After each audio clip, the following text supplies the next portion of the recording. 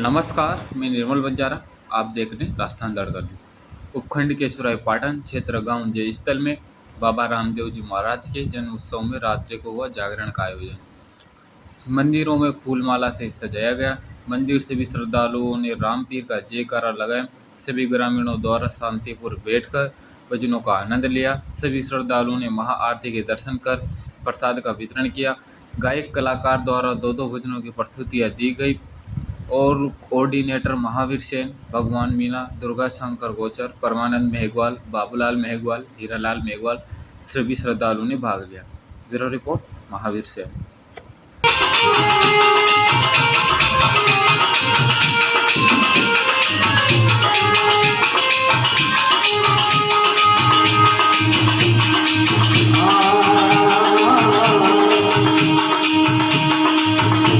अरे